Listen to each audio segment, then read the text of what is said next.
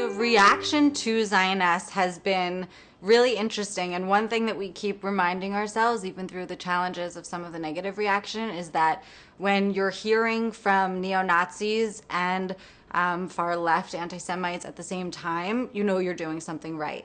And when you're hearing from thousands of members of the progressive Jewish community who say, I've been staying home because I can't participate in progressive causes, in social justice activism and advocacy, when I know I can't show up, for example, to the Chicago Dyke March because people are being kicked out for carrying a Jewish star on a pride flag.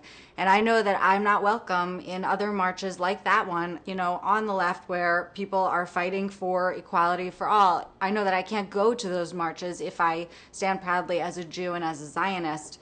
So I've been staying home. And that's the feedback that people are saying, thank you for existing. Thank you for giving me a voice and for people like me a voice and for empowering us to go back to these movements and to say, I belong here. This is a totally natural alliance for me. There's total consistency in support for the safety and security of the Jewish state and for the safety and security and equality of all human beings in America and around the world.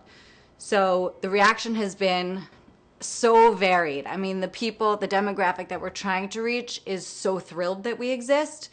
And as challenging as it is to face some of the backlash to the launch of the Zioness movement, we know that the ferocity of the backlash is really a sign that we're doing something right.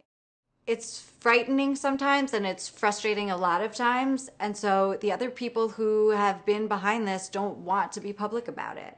And because I've been public about my Zionism in other ways in my life, I agreed to be the face because someone had to be. But it's not so easy.